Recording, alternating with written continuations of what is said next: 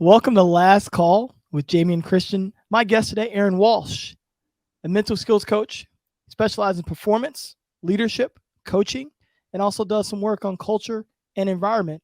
I'm excited to have Aaron on as our guest. How are you doing today? Yeah, good, buddy. Thanks to have you here and there, and Happy New Year to you. Hope you've had a good holiday break, good Christmas break, and we're bang into 2023. Yeah, it's interesting. You get to 23, you get to the new year, and everyone sort of resets their goals. And I wonder how long it always takes for them to move off of those habits. You know what I mean? Yeah, I mean, I've been a huge fan of James Clear over the year, and he says you don't rise to the level of your goals, you fall to the level of your system. Yeah. And I think it's such a good insight. Goals are just GPSs, but if your system's not developed, then they don't matter. Yeah, one of the ways that we connected is I started following your stuff on Twitter, and I just loved how clear and concise it was. And I actually think it was one of the ones with James Clear back in September that you kind of tweeted out there as a response. And I was like, man, I really want to follow this person, and I've been learning a ton from you in the last few months. So I appreciate what you shared to our community. Tell me a little bit about your background. Let our audience here kind of get accustomed to you. Probably a little unconventional, I suppose. I'm a New Zealander, so born and bred in New Zealand. As we discussed earlier, come from a big rugby background, so I've spent most of my life in rugby, either playing, coaching, that sort of thing. And then early 20s, spent a decade in the US. So I married a girl from New Haven, Connecticut, and that was outstanding. Still married, which is brilliant after 22 years. And so sort of got immersed then into the US sporting culture, which was really different from what I was used to. So, I'd come from a background in a sport like rugby, which is very, team first, stay within your lanes, a certain set of behaviors and values, a certain culture that goes with it. And man, I felt like I got into a new world once I landed stateside. And so just recently, the last probably 10 years we've been back in New Zealand. I've done mostly back into rugby. So, work here in New Zealand, work over in Scotland for their national team. And then in between that, I've done lots of consulting work. So in Major League Baseball, I've just done a little bit for USA Hockey. And then just within our national teams, had to do a couple of cultural rebuilds, which were really, really interesting around coaches that sort of went offline, I suppose. And I think, you've probably really aware of the whole athlete well-being movement and athletes being able to have a voice in their development and in how they play. And, we had some coaches that were really anti that. So I had to do a couple of cultural rebuilds, and that was just one of them was New Zealand women's football team that we had to go to the 2019 World Cup in France about 6 months after a coach was fired. So, done some really interesting and quite eclectic work across the spectrum. So I've really enjoyed the variety, and I think it's helped me try to develop clarity around the work. When you're in such different environments, you have to be really simple and really clear. Yeah, it's one of the reasons I wanted to have you on here, because I felt like there's so many good things in there. Let's talk about first. We've actually had some general managers from some clubs in Europe, and we've talked a little bit about the culture in the United States versus the culture in the world. Talk a little bit about just recognizing the differences, the good and the bad. Yeah, I think I'll start with the positive, because I think sometimes US sports in particular gets a bit of a bad rap, but I don't see it through that lens alone. I think because we see the individualistic displays and we think that that's all it's about, which, working in the sports, I figured it wasn't about that. What I love is the optimism. And I think that's a really, I think about all the players that I coach, and, very early in our conversations when I work with a new player, I'll ask them a little bit around their development and how they've developed over the years. And one of the questions I have you developed by looking at what you do well and trying to be the best in the world at that? Or do you think ultimate development occurs through you working on your weaknesses all the time? And, I think the world that I come from, it's changing, thankfully, but for a long time we called it work-on-based improvement. So you play a game, you get the 3 things you don't do well, you go work on it. And it just didn't make sense to me, because they're not in the room for what they don't do. They're in the room for what they do. And so why would you neglect the things that got them on the court or on the field And, you know, working on some weaknesses is fine, but you might only get 5% improvement. But if you become best in the world at what you're already good at, then your improvement goes through the roof. But from a mental aspect, how do you have authentic belief in yourself as an athlete or as a coach when all you do is look at what you don't do well? And so what I love about the US culture is I think there's a slant towards belief and optimism and what I can do well, which I think is really, really refreshing. I think the challenging aspect is, and I think we talked about it earlier, I don't think US sports give enough attention to the mental side of performance. Yeah. And even though it's growing and it's emerging and there might be people in the building who are ticking a box, I don't think it's yet integrated into the performance jigsaw. And I think it's a really, and it's not because people don't care about it. Like I did some research for a paper I'm writing, and I think it came back like 100% of coaches I interviewed around the world agreed that the mental side contributed to the overall performance of an athlete, but only 11% of them had a program in place to meet those needs. Yeah. So it's the difference between actualized and perceived value, right? We think we value it, but in reality, we don't.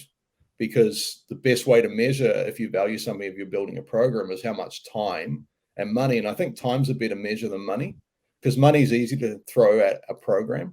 But when you actually take time and already a time poor environment and dedicate it to developing something like the mental aspects of performance, that means you're placing a high priority on it. You know, as a head coach, you got no time. So for you to say, you know, once a week, we're going to get a guy up who's integrated fully into our environment, understands what we're trying to accomplish. And for 20 minutes, he's got the whole team to work through some mental skills training, or to look at some stuff around identity, or to look at check in, see how our culture's doing. That's a pretty big sacrifice, and it's a big sign that you value something. Yeah, that's one of my questions. I mean, we're going to have about 3 or 4 mental skills performance coaches on. And yeah. One of my biggest questions is, what's the best way for you that you feel is to integrate it into the culture? Yeah, so I have a pretty clear process around that. So integration is a collective agreement by an organization, not a statement by someone who's just been introduced into a team. Yeah. So a good question, like I like to ask an organization, do you have a mental performance strategy that fits within your overall performance strategy? And the answer is 9 times out of 10, no. So my process around it is 4. I do 4 or 5 things. So the first thing is you got to identify what model a team needs. Okay. So there's tons of different models. So you've got from the top, no program, common. Then you'll have like a minimalist program, which is have someone come in during preseason, maybe check in mid-year, do your review, right? That might be something. Then you have the most common one now, which is great. We're getting there, but it's still really common, which is a deficit model, which is we have someone in the building to help underperforming athletes. Yep. The fourth one, which we're moving towards, which I really like, is a skill model. So you treat mental skills like any other the performance aspects of performance. So like I come from a background where I did some work in S&C. So my background understands that if you want to improve an athlete, you've got to do 3 things. You've got to assess them, you've got to prescribe some work, and you've got to monitor their progress. So skill-based model really applies in the mental. So in the mental, when I go to a team, if I assess the athlete, I prescribe what I think is the right program for them to be working on, and we monitor to see whether they're getting better. Now, the fifth sort of part of the model, which is what we're after, right, is an integrated model. So that means that the mental side of performance influences how you coach, influences how you recruit, it influences everything. Yeah. And, so that's sort of come in. The second part of the sort of my approach would be what framework you want to deliver the program through. And I'm a big believer in like a growth framework. So we work on growing them as people, growing their mindsets, and having them grow under pressure. So you can imagine like a pyramid. Yep. You got that. So then the third thing would be content. Okay, this sounds long, but if you want to integrate it, you got to do it properly, right? Content is not the 10 key psychological skills of an athlete. That's not the content. The content is what does the game demand of you mentally, and how are you going to meet those needs? So you think about it, if you're a point guard, versus a power forward versus a center, they have different mental needs in a game. And just as they have different physical needs, so we'd never train them the same in the gym. So why would we train them the same with their mind? The fourth thing is how you deliver it, which is you got to make it engaging and exciting. Like else the players will just go. If you get up there and fire up 4 research papers and some, facts from a book, you lost them. Like you got to engage them. It's got to be energized. And then the fifth thing is the right person. Yeah. And so why I'm saying that is that so often we think the mental side of performance is we're there to provide a service, and which I think is a reactionary service to what's going on in the environment, which is a terrible, terrible way to approach it. We've got to build a program that is strategic, that can last longer than when we're in the building. So that would be sort of, it sounds long, but integration is hard work. Yeah, no, I love it. I'm an integrator. So as a basketball coach, the mental skills game was really important for our teams, and we integrated it.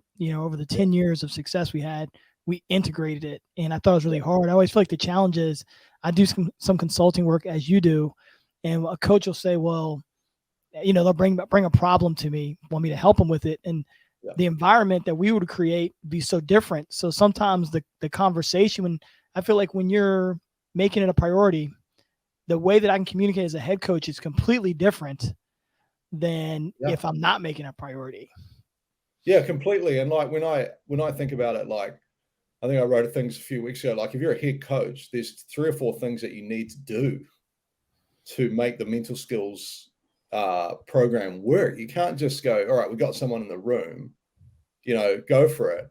And I'm like, number one, make them part of your coaching team. So in the setups that I'm not part of the medical team. So we separate really clearly well-being and performance. I'm not in the medical team. I'm not doing. Why do you think so often they try to put it with the medical team?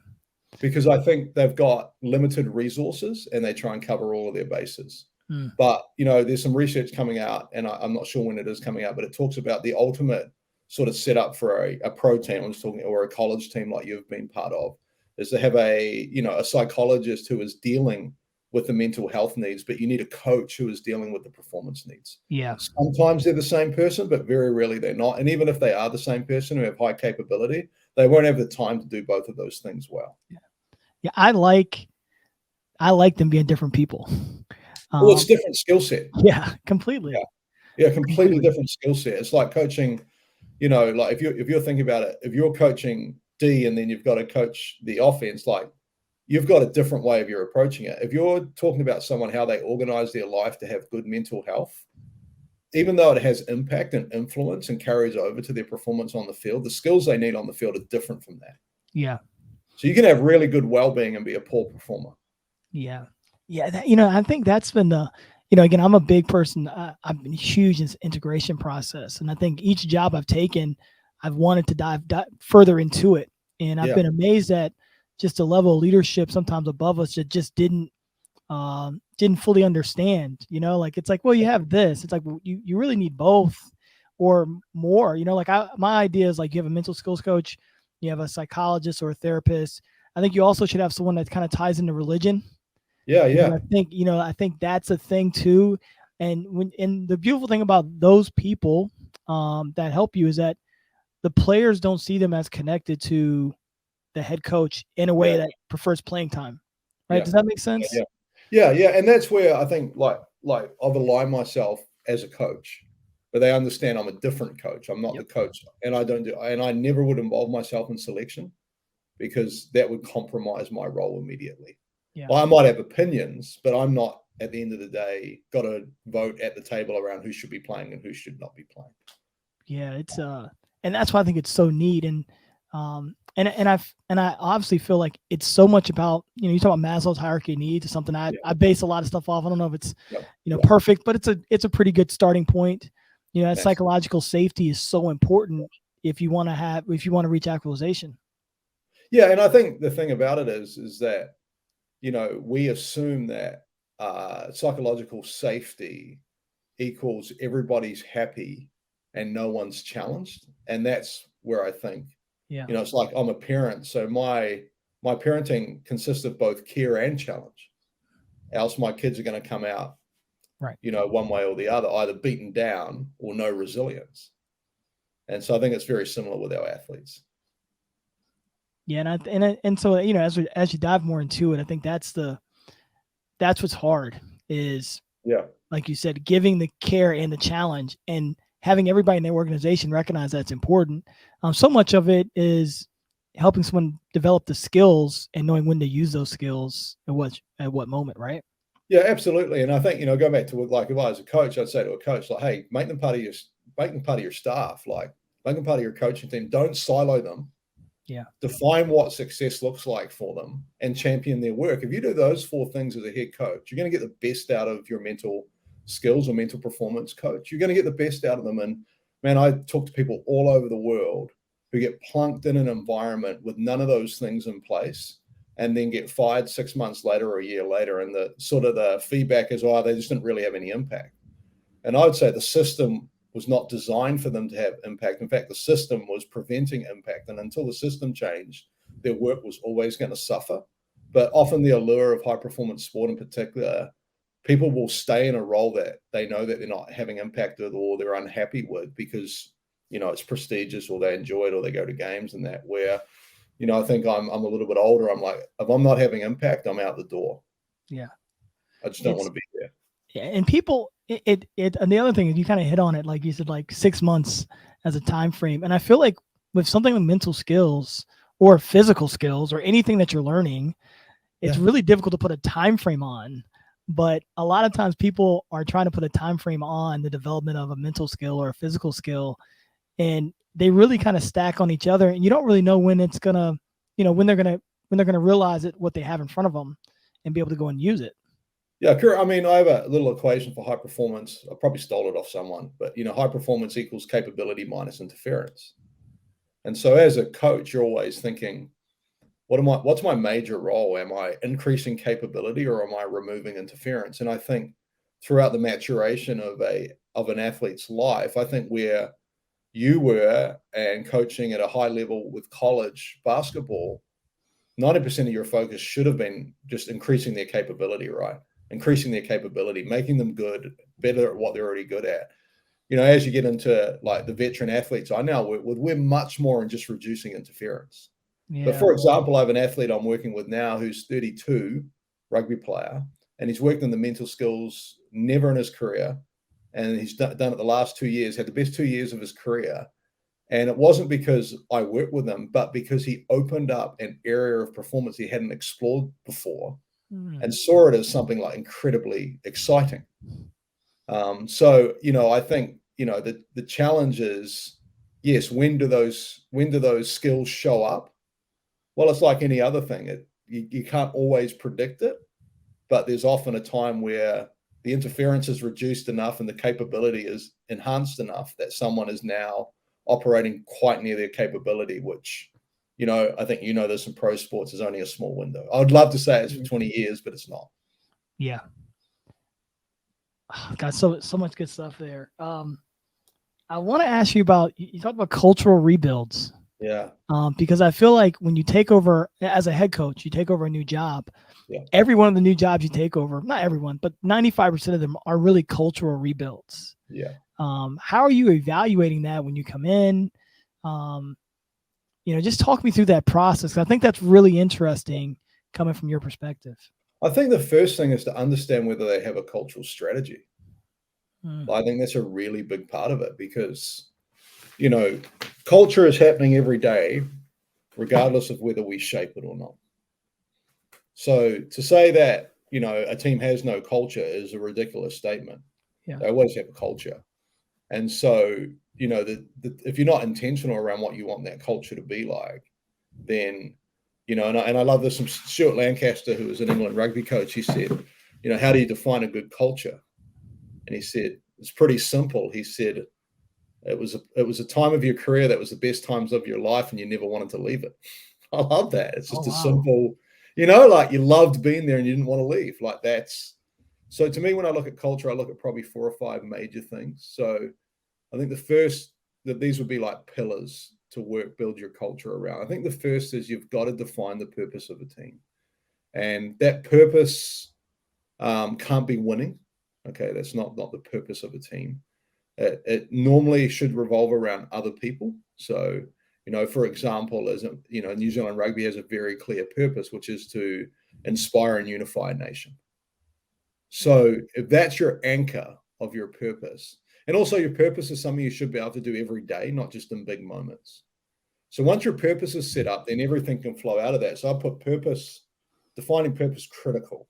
Second thing then you drop down to is, what sort of success do we need to have to achieve our purpose? So going back to that first one about inspiring, unifying, we got to win games. So that's your vision, right? What's your vision of success on and off the field? We've got to win games. Got to perform up to our capability. So it doesn't mean we eliminate winning, but we understand where it fits. Then what's our vision for the sort of people we want to be away from the sport, right? Right. Okay. So then you got that. Then I would go identity, okay, as a massive pillar of your culture. So identity is, to me, what's unique about you that serves as a competitive advantage. So you think about teams that play to their identity.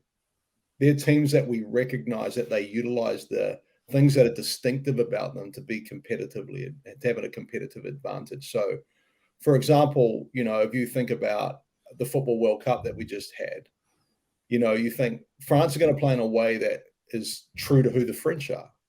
The Argentinians, like we always talked about it when we went into international tournaments, like in New Zealand, the way we play, we're hardworking, we're not spectacular, we're connected, we'll fight, we're determined. We're going to go. I remember in I think it was 2019 when we played the Three Lions of England, who were the third-ranked team in the world in Brighton in the south of England. It was the world just before the Women's Football World Cup. This team was on a rebuild, and we beat them 1-0. First time a New Zealand team had ever beaten an English team at any level, and they had 90% possession. Wow. But we just stayed connected, fought for each other. So what I'm saying is your identity is what's unique about you and how do you use it as a competitive advantage? And then the final part would be around your behaviors and your standards, like what we got to translate that identity into is, what does that look every day for us to be true to that identity? So once we've defined that, so like when we train, were we true to that identity? When we did recovery, were we true to that identity? When we did film, were we true to that identity? And so we want to put as much emphasis on the identity being owned by the playing group and then living that and owning that as much as they possibly can. So cultural rebuild, I would look at those 4 areas. One, first to see that if they're defined or not, and often they're not. They're often not defined. So there's often not a cultural strategy. There's an inherited culture. And then your job is to come in and try and change it. But what are you going to change it to? Right. You got to change it to something that is reflective of the team. Because we talk about the name on the back of the jersey, but ultimately it's the name on the front. That's who you're representing. There's people that are paying money who are, you thought about all those people that came to your games, like someone worked 2 jobs to come to a game. What do you want them? What do they want to see? Yeah. They want to see a team that reflects their identity and performs in a way that's true to who they are. So then how do we develop that? God, this is great stuff. When you started going through your 4 things there with cultural strategy, yeah, for some reason I went right to the Golden State Warriors. Yeah. They talk about their sense of purpose, and Steve Curry's talked about them playing with joy. Yeah. Right. Yeah. Obviously they have to win enough to be able to showcase joy. That makes complete sense. Their competitive advantage is how they shoot the ball.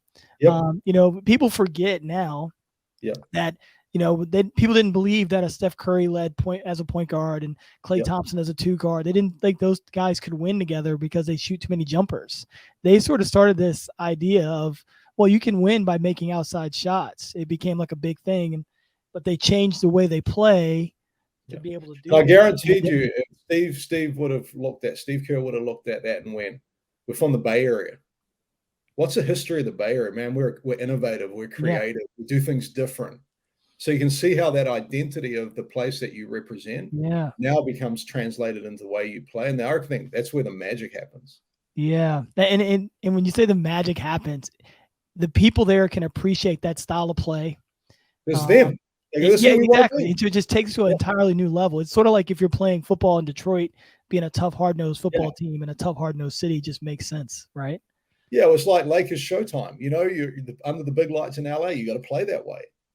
You got Yeah. Magic. You know, you got LeBron. You've got it's our DNA. It's our heritage. So, you know, and I think the thing about culture and identity is not something you create on a whiteboard. Identity is something you inherit. You know, one of the things I looked into, I want to ask you about this word. Yeah. I was really doing a lot of research on subcultures. Yeah. And because of that, because if you don't mirror the institution, Yeah. you're going to end up having to build a subculture to overcome whatever. And subcultures are good or bad, but they're another aspect. So I want to ask you a little bit about this subcultures, especially when you come in and you kind of look at organizations. Yeah, it's an interesting one, isn't it? Because I follow the NFL and and enjoy the NFL. And MCDC, Motor City Dan Campbell's getting, some real good accolades. Yeah. And I think he had to change the culture. Yeah. And agreed. the culture was where we draft well, we always lose, we battle, we can't get things right. And he had to almost not change it back to not reinvent it, but bring it back to what Detroit represents, right? And now when you watch them, you go, that's Detroit. Did you watch the Hard Knocks with the Lions and all that? Yeah, I did watch quite a bit of it. Yeah. Yeah. What'd you think about Dan Campbell watching Hard Knocks? And are you surprised at the success they've been able to have after watching it? What was interesting to me was, and it has a limited shelf life if you're not winning, but the energy. Yeah. So if you think that you got a team that's suffering, what you need is optimism and energy, right? Like if you don't have optimism, and I think what Dan Campbell's done well is he's painted a picture of what that team could look like if they live their identity and they're at their best. I thought one of the things that was neat, and they started off like 1-5 or 1-6 or something, and their owner comes out and she basically doubles down on Dan Campbell and on the GM, and she says, no, we believe in what we're doing. And she just like this growth leadership that we're kind of talking about, that I guess we're kind of skating around. Yeah. To have her, the reason they turned the whole season around is because like at 1-6, whatever they were, she could have turned around and said, well, we're going to evaluate this at the end of the year. It made everybody uneasy. But instead she said, we're going to double down. We believe in what we're doing. We're not happy with the results, but we actually think we're improving. And I don't think she gets enough credit for really the turnaround, because without her showing that she has the back and belief, it allows everybody in the organization to sort of wiggle around it. It's a tough one. Like I was with a team, this was probably 2 or 3 years ago during COVID actually. And we came out of the gates, we went 5-1, COVID hit, competition got suspended. We came back and we went 0-9 for the rest of the year. We lost our first 2 games. And, there were people calling for heads, but all the signs were there that things are right. Yeah. We won the next 8 in the row and lost the final. It just went like that because all the signs were there. And I wonder with Dan Campbell is like they knew the signs were there, and the lag between the behaviors that he's trying to install in the players and them having actual impact on performance was maybe sometimes it could be slower than what you anticipate. But if you can see the signs, that's why I love it. Like Joe Madden had this line, seek progress, not perfection. And I just think it's a great line around that, to evaluate that stuff. Joe Madden's like an underappreciated manager. If you really do some research and study some of the stuff that he says, stuff that he's written and stuff, he comes up with some really good stuff. And obviously success wasn't an accident. But you can tell the intentionality. With the Tampa Bay Devil Rays, when they might have been Tampa Bay Devil Rays at the time. I think they were. They were young, and so I think they did a Halloween night where they like all dressed up or something, and just did some different things with that young group to keep the energy at the right level to keep pushing it forward. Yeah, there's a book called The Cubs Way, which sort of goes into a bit of detail around Madden and Theo Epstein. It's probably one of the best books you'll read on how to change a culture and win a championship. And like Madden's out there. Like I imagine he's not everyone's cup of tea. I'd imagine that's the case because like if they're in a losing streak, once he just like brought a magician in, he brought like animals, like a zoo into the. He just did it, but he was trying to keep the guys loose. Yeah, and not stress out too much. And I mean, from a managerial aspect, there's always big questions around his game management in Game 7 with Chapman. but they came out, he got the job done. And let's go back to what I said before. Sometimes you run into a coaching, I think it's just when time and chance meet, where a coach is perfect for that group. And Madden was perfect for that group of Cubs. But then he went to the Angels, but didn't work. Like, was he not? It's always both sides, right? Is the group at the level where your coaching just matches beautifully and you take them to a whole new place? But when you talk about that, it makes me think about a guy like Mark Jackson. Yeah. Who I don't know if he gets enough credit for. I mean, he really took a lot of the lumps with that younger Warriors team. Yeah. And I would think as a coach, having gone through with younger teams, he did a really good job of teaching them the mindset that it took to become, to take the levels and the steps that they took at the early level, which are often really hard to do. Yeah. And like I said, Steve Kerr comes in almost at the perfect time when they've got some of those other things established. And it's been interesting watching the Warriors' young players right now because they have not developed at the level that you would anticipate. And so I wonder if it's just a little bit of like coaching. Well, that might be a classic case what we talked about. Well, Mark Jackson might be the guy that takes you from you're not that good to you're good, but you need a Steve Kerr to take you from good to great. Yeah. And then when that cycle ends, it might be time for Steve Kerr to go, listen, you need another development sort of base coach in the building now because we've got to develop all this talent. And, and that's the difference between, particularly in American sports is do you buy talent or you develop talent? And depending on your fan base and your appetite, like the Yankees can't develop talent. Right. They got to buy talent because their fan base expects them to compete every single year. And that'll be the question now for Golden State, who've been historically not a great team. Yeah. Like over the years. Right now, they're in the top echelon of teams. When the Steph Currys and when those guys begin to step into a way, and what are they going to do? Are they going to buy in and trade or recruit free agents, or are they going to go, we're prepared to build? It's a big question. Who knows? Yeah. In your experience, what do great players do? Yeah, it's a good question. My number one thing that they do is they take ownership. It's not even close. So what I mean by ownership is they just refuse to blame factors outside of themselves when they don't perform. So like, we talk about recruiting or we talk about drafting. Like if I could look for one quality, so I have a question that I'll ask athletes that we're interested in, and it's simply this, like, you're good. Can you tell me why you're good?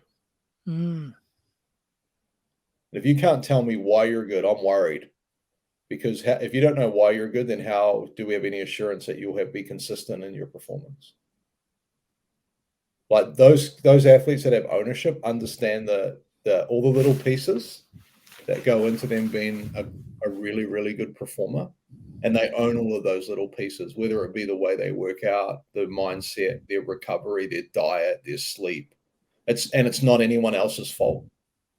Like you think about, so to me, that sort of is the foundational quality. Like, so, I own my development. I own how many athletes like you coach, particularly in college, think about this, who just completely blame everyone around them for why things didn't eventuate in the way that they hoped. And they refuse to take ownership over their own actions. I was working on something this morning actually, and it's like 5 stages of where players are. Yeah. And that's a really that's you're gonna make me change something on this thing I'm working on because that's really valuable what you're talking about. If we think about it, particularly in 1 or 2 on my team every year. Yeah, you think about in pro sports, like what I've worked in most of my life is that everything's done for them. Right. The travel, their accommodation, like their gear is laid out. Like they don't have to do anything except for turn up and do their work. And I don't think that's helpful. I don't think it actually enhances ownership. And, like I think about there's one player in particular that we were talking to in a draft and the player I said, you're good. Can you tell me why you're good? And for 10 minutes, he laid his performance foundations out on the table. Wow. This is how I work out. This is my program around my arm management. This is who I use for my body. This is what I do in physical therapy. This is my mind work I do. And I was like, all right, draft him. Because Yeah. I don't care whether he's not quite at the talent level yet. He understands himself and he's taken ownership over the trajectory of his career. And he's not going to blame anyone else if things don't quite pan out the way they should. That's good. What do great coaches do? Well, I think they care. I can't go past care, as they care. And I think about, they care and they connect. And I know, I mean, that's a very, very vanilla answer. But you think about it, like when I think about when I meet with a player, I sort of have, and I don't formalize this. I'm just a 1, 2, 3 guy, so forgive that. I love it. That's why your social media is awesome, because it's just direct to the point and so many good bits there. So when I meet with a player, I think there's 3 things that have got to happen. So I've got to connect with them, and I'll come back to this. If I can connect with them, I can build trust. If I have trust, I can have impact or influence over them. I can't have influence or impact without connection and trust. And so the connection is the human side, like, who are you? What makes you you? Once they understand that, geez, you're in the room because you care about me and you want to make me better. I trust you now. Now we got some work to do. If I trust you, now we can actually impact the way that you're going, the way that your career is going, and we can actually coach you properly. But if you have a player that you can't connect with, who doesn't trust you, good luck having impact. Yeah. So that would sort of be, to me, the main foundation. And then there's also, like when you think about coaching now, it's a very different, like you've got to manage as a coach. Think about this. You've got to manage, like I look at your career and go, you've had to manage you had to manage the game plan. Yeah. You had to manage the development of the players. Then you had to manage your coaching staff. Then you had to manage the culture. Then you had to manage your relationship with the academic director. Like it just is, I think coaching now, it's almost like if you're a head coach, you're more of a CEO than an actual coach. Yeah. Well, I'm talking probably more on the coaching grass, in the dirt sort of level. Now, if you say what makes a great head coach, different conversation. But what makes a great coach is the ability to connect in order to build trust, so they can impact both the life of the athlete during performance and away from performance. What do the best organizations do? They support. They do the same thing. And they, like the idea of, and I can't work out, and we do this sometimes as coaches, is that we will motivate the best out of you through fear and anxiety is such a load of absolute. It's the worst. Yeah. There's like, I'll tell you this, there's probably, there are probably 2 times a year where I have to go and be like, fear. And I loathe those times the most. I'm like, I don't want to be up here screaming at you about putting you on the baseline. Like, I don't want to do that. No, that's like, and it's the old adage that, if you treat people mean, that they will be more attentive in their work. It's not true. So, if you can reduce anxiety by creating belonging, now conditional belonging. So the only place we have unconditional belonging is our family, because, our performance doesn't affect our relationships with our family. This shouldn't. But in sports, you never have unconditional belonging. Like, I don't even really like the idea of us calling our team a family. I just think sometimes that, like a family is really hard to get kicked out of. If you don't perform, you get dropped, or your scholarship gets removed, or you no longer get a contract, and you got told the whole time you're part of a family. Well, families don't do that. So we're an organization that is trying to create belonging, so our people feel safe and relaxed. Then they're going to be at their best. So the organizations that have the ability to do that, like there's one organization that I do some work with in the UK, their coaches don't have contracts. They're open. Oh, wow. So when does the coach finish? When they decide. Yeah. You hit on so many good things there. So I used to have this sign in my office that said it's all about family. Yeah. And about 2 years ago, like just as I dove into more about family and like, I was like, this isn't, this is a conditional environment. Yeah, of course it is. If you You know, perform, like, you stay in it. right. It's a conditional environment. If you don't rebound the ball, I have to play someone who's going to rebound the ball. And, you know, like, you sit down for dinner with your family, everybody eats the same amount, but Yeah. when we get on the floor, everyone's not going to eat the same amount. Like, it's not, 100%. you know, so I was even like, you know, these are my brothers. I'm like, this, you know, the guys will say, you know, this is my brother. I'm like, no, like, you're going to transfer out of here in 2 months. You would never leave your brother behind. No. So, And you're probably going to text him a lot for the first 3 months, and then you'll lose contact. right. You know, so I actually changed my dynamic with that, with being family. I'm like, this isn't a family. I can love and care about you and want the very best for you, and I'm going to coach you. Yeah. But we're not a family. I think when you call a team a family, you add emotional expectations that are unable to be achieved. Yeah. So if you say we're a family here, that means you can't take away court time from me, because that's not what Yeah. family. Like, if you're an assistant coach and you're saying we're family, that means you can never fire me. Well, if you're underperforming, that's going to happen. So using family sounds great because it sort of enhances the perception of us being connected, but also creates a false narrative and creates emotional expectations that are often unmet. And then players leave the environment. They said we're a family, but we weren't. I'd rather Yeah. just not say we're a family, because Yeah. we're not. That's so good. That's exactly, I kind of went through that whole, like, in my mind, I was thinking that the whole time. I was like, man, I got to a point where I was like, this is really, I can still love you and care about you, want the best for you, but it does mean that, It's just a charged word with a whole yeah, bunch of emotional obligations attached that are not always helpful. yeah, I love it. I love it. I mean, I could talk to you forever. Um, I want to talk to you a little bit before I let you go, just about the use of analytics in sport. Um, Again, one of your tweets, over the last decade, there has been quite a bit of conjecture between analytics and the role of a scout. I don't believe it's complicated as people want to portray it, and then you sort of do a thread Yeah. with that. And I just love your take on this. So let's talk a little bit about analytics in sport over time.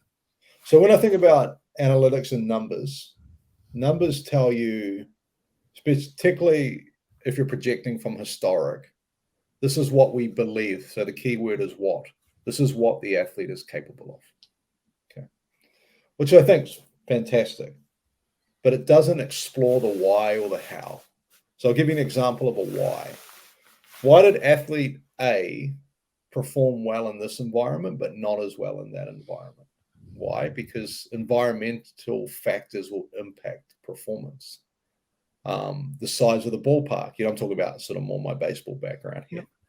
The division they were in. So, like, there's numbers of things like which are all weighed in, and we can't. So I'm not saying they don't matter; they really matter. But all the numbers do is they paint us. This is what we think the athlete can do, and if they got enough data, this is what the athlete has done. What I'm really interested in is why they've done that. Okay, so was it the way they trained in an off season? Was it, like, exploring that? So, like, if we say to an athlete, I remember I worked with a pitcher as part of the Giants organization, and he was with Kansas City and the Rockies before that. And his ERA for the first, like, 8 years of his career was like 4.5, probably first 6 or 7. The last 5 or 6 years of his career, it was like 2, and he won Setup Man of the Year or 3 World Series. What changed? I'll tell you something crazy that changed. He got taught how to throw a sinker. So, like if you had not known that, you go, oh, this guy's only a 5 ERA guy. Or in an offseason, he went to a coach who used to be an ex-player he worked with. They taught him how to throw a sinker. The sinker became unhittable. And the rest of his career went a totally different direction. What would have analytics done with that? Right. So that's some of the why. And then the how is the system or the processes that athlete has in place and how familiar they are with what makes them good. So, as I said before, like, you might be good. Can you tell me why you're good? Okay. Because if you can't tell me why, then we can't have any assurance that you will be consistent in your performance.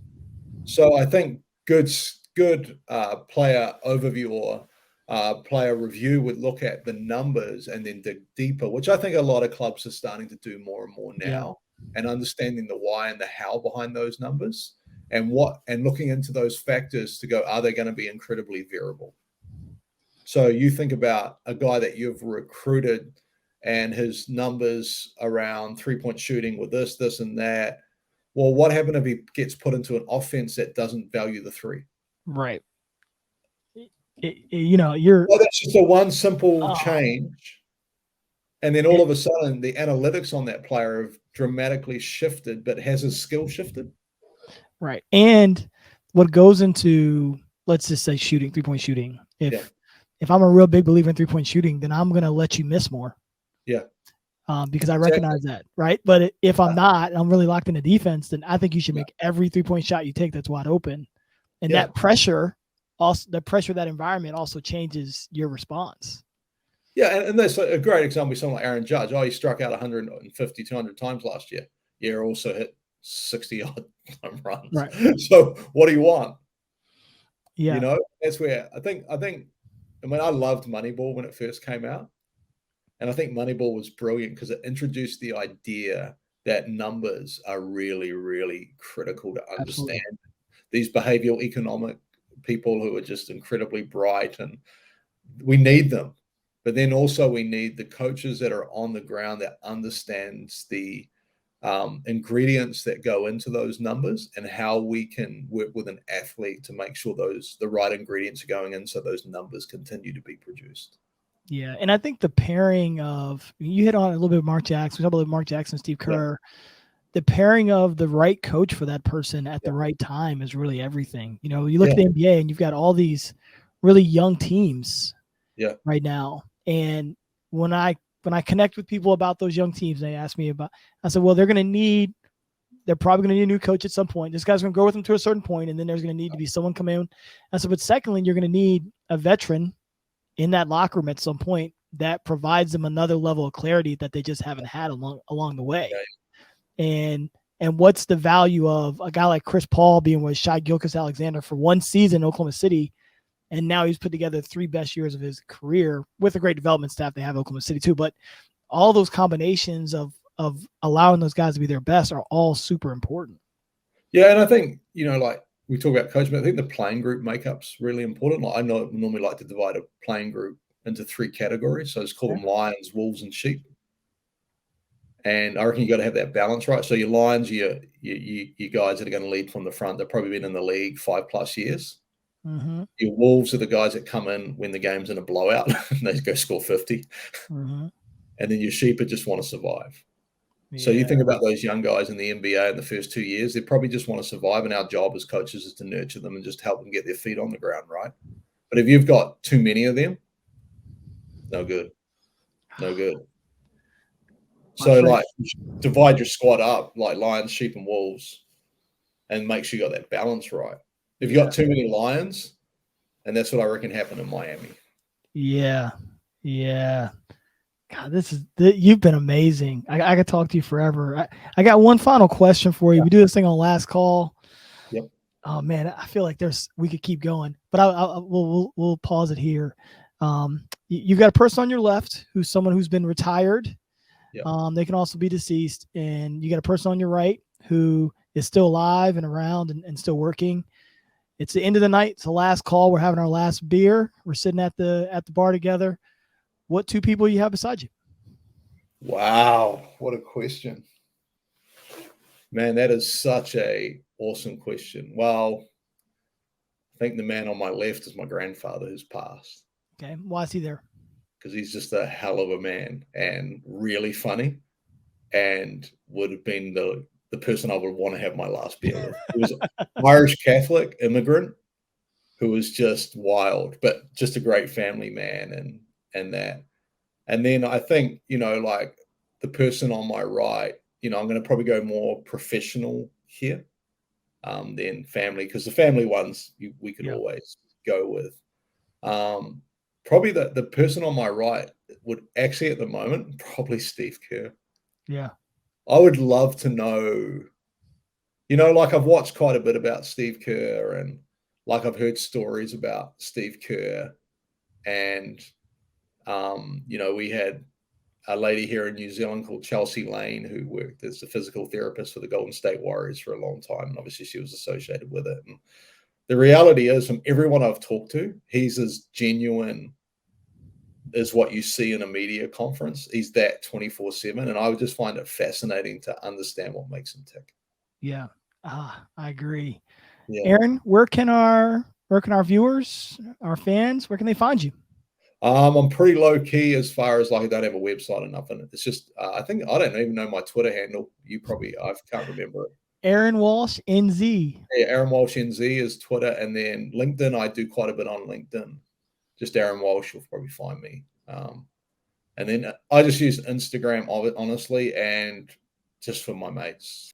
I love it. Well, I appreciate your reflections. This has been so much fun. I hope we can stay in touch because I think this is Well, if you you've want to given do me so round much two at great some stuff. point, let me know. In a few months, if people enjoyed it and they're not sick of me, then I I'll love jump it. back on with you. We'll do it. Aaron, thank you for your time, man. We'll talk soon. Yeah, you're welcome. Thank you for joining us on The Last Call, powered by Speakeasy, where careers grow through relationships and relationships grow through Speakeasy. We hope you enjoyed it, and we look forward to connecting with you soon.